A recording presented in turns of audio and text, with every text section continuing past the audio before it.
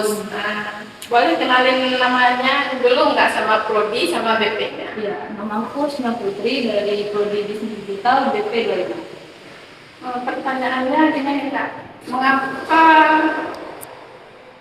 kasus bullying masih sering terjadi di lingkungan kampus? Kalau di lingkungan kampus biasanya terjadi bullying karena mungkin tidak ada lagi aturan yang terlalu mengikat terkait bullying ini. Itu juga gara-gara senioritas yang masih marak nih di lingkungan mahasiswa gitu. Terus menurut Kakak nih ya, mengapa korban bullying itu sering lebih memilih diam daripada melaporkan gitu Kak? Biasanya korban bullying itu akan diancam sama pembulinya untuk tidak mengadukan apa perbuatan mereka. Juga mungkin korban bully tidak percaya kepada sistem yang ada untuk pengaduannya.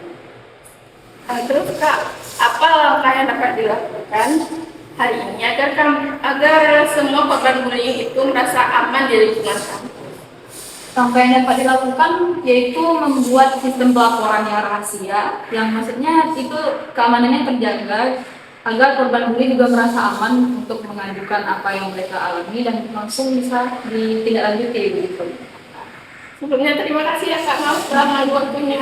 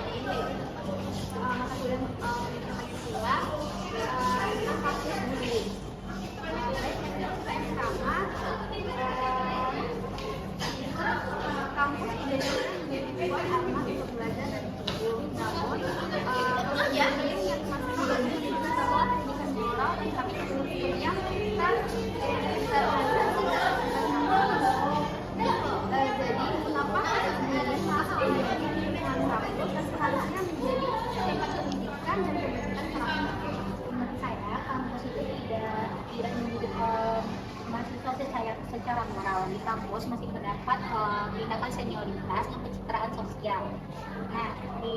Karena rendahnya nilai kemanusiaan terhadap masing-masing diri mahasiswa, di sana terjadinya bullying.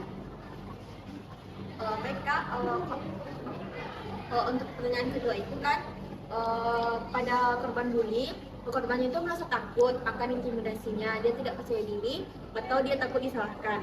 Nah, menurut kakak, mengapa korban bullying itu seringkali memilih diam dan tidak melapor? Ya, alasan korban bullying itu tidak berani buat speak up karena tidak adanya rasa percaya diri. Yang kedua itu korban takut tidak dipercayai tentang permasalahannya, misalnya kepada dosen maupun teman.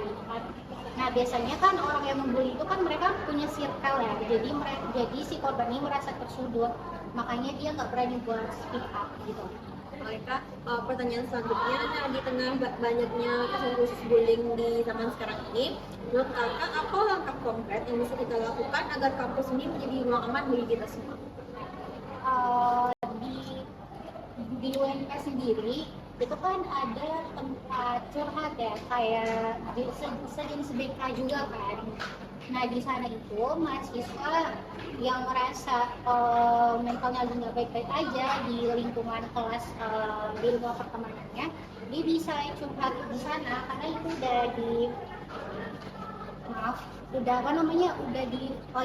udah difasilitasi oleh kampus ya. Nah, jadi itu bisa banget dipergunakan sama mahasiswa.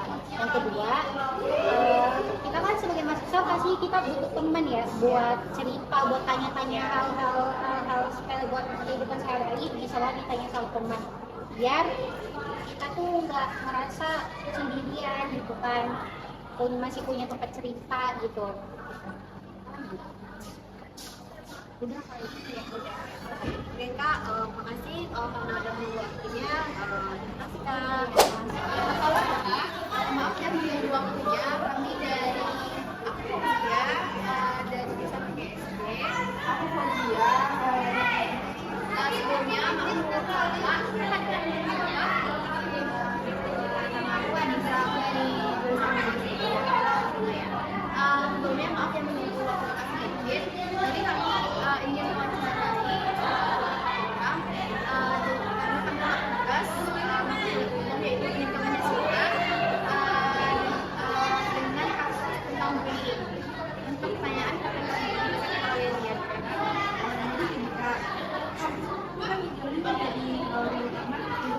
betul. Nah, namun praktik bullying masih muncul menunjukkan bahwa pendidikan moral dan karakter belum sepenuhnya terindikasi dalam kehidupan manusia. Menurut Kakak, mengapa kasus bullying terjadi di lingkungan kampus yang seharusnya menjadi tempat pendidikan dan pembentukan? Mungkin kalau aku pribadi ya, karena masih adanya senioritas dari kampus secara ospek itu kebanyakan kakak tingkatnya itu melakukan ospeknya terlalu berlebihan atau cara yang kurang baik gitu ya. Terus juga mungkin karena status sosial ya, kayak misalnya ada yang sambil kuliah sambil kerja, itu mereka mungkin ada dari teman-temannya yang mempermasalahkan akan hal itu. Yang keduanya, korban-korban di kampus-kampus itu. Nah, kebanyakan dari mereka itu nggak mau melapor kepada lembaga yang menangani kasus bullying. Menurut Kakak, mengapa korban bullying itu sering memilih untuk diam dan melapor? Mungkin menurut saya ya, karena mereka takut ya, karena ada pembalasan nantinya dari si pelaku gitu. Juga mungkin mereka merasa mereka sendiri dan nggak ada perlindungan gitu. Juga teman-temannya rata-rata berpihak ke pelaku gitu. langkah krusial seperti berbicara sopan, menangkap teman yang sedang diserang, lalu melakukan dengan berani dan menciptakan komunitas sebelum menangani akan membawa perubahan besar. Inilah wujud nyata penerapan nilai gotong royong dan kemanusiaan dengan dilakukan dan mencegah. Menurut Kakak nih, apa langkah konkret yang bisa dilakukan hari ini agar kampus menjadi ruang aman bagi semuanya?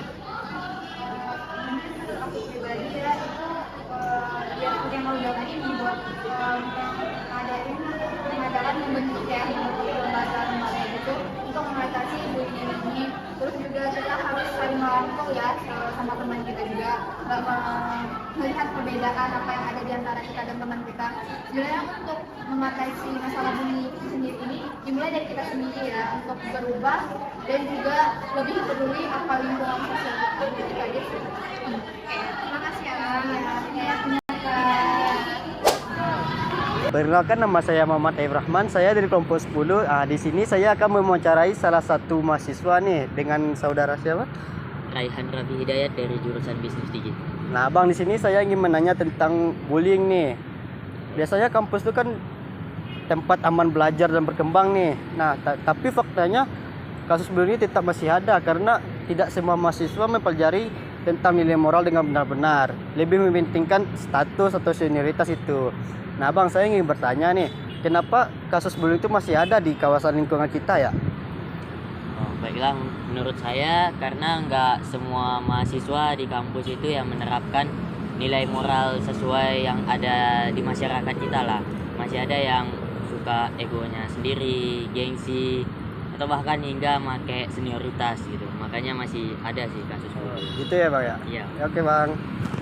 Nah, oke, Bang. Ya. Banyak korban akan takut intimidasi lanjutan, tidak percaya atau dia disalahkan. Rasa malu dan tekanan sosial membuat mereka lebih memilih diam dan menderita. Nah, ini membuktikan bahwa sistem kampus belum sepenuhnya memihak kepada korban nih, dan belum ada pelaporan yang mekanisme yang benar-benar aman nih. Menurut Abang, mengapa korban lebih sering memilih diam daripada melaporkan nih? Oke, kalau menurut saya ya karena kebanyakan ya korban bully itu merasa situasinya serba salah dan terlalu beresiko jika mereka melaporkan. Apalagi kalau mereka melaporkan itu mereka khawatir para pelaku pembulinya bakal semakin mengerjai mereka dan mempermalukan mereka. Atau mungkin bisa aja mereka khawatir kalau mereka bakal dicap baperan sama orang-orang di sekitarnya, terutama circle yang ngebully dia. Juga mungkin karena kalau mereka pun ngelapor, mereka ragu nih dan nggak percaya kalau bahwa kampus ini bakal menindaklanjuti laporannya.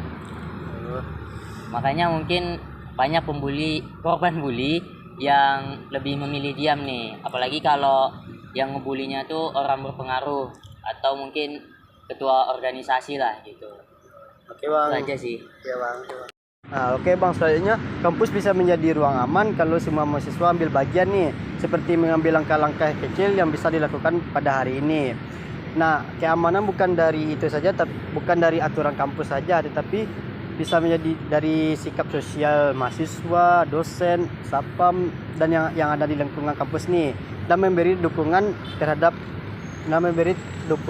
kepada korban nih. Nah, menurut Abang, apa langkah konkret yang bisa diambil hari ini untuk menjadi kampus yang aman nih? Ya seperti yang dibilang tadi, mungkin dengan yang paling sederhana itu buat forum diskusi gitu, agar mahasiswa ini bisa ngebahas dan cerita soal bullying dan belajar untuk saling menghargai. Kemudian juga bisa dengan kampus memberikan edukasi ataupun melalui organisasi yang ada di kampus mengenai kampanye atau kegiatan yang mendorong untuk saling menjaga dan larangan terhadap bullying. Kemudian juga kampus bisa menyediakan layanan yang aman, yang bisa mudah diakses, tentunya juga cepat prosesnya, sehingga korban juga tidak perlu khawatir dan tidak takut untuk identitasnya bocor. Dan yang terakhir, kampus harus bisa memberikan sanksi ataupun hukuman yang tegas terhadap pelaku-pelaku pembulian, sehingga kampus itu bisa memang menjadi tempat yang aman dan nyaman buat belajar. Itu aja sih. Mungkin itu saja dari saya tentang materi bullying yang dapat saya sampaikan dari kelompok 10. Mungkin sekian dari saya. Assalamualaikum warahmatullahi wabarakatuh.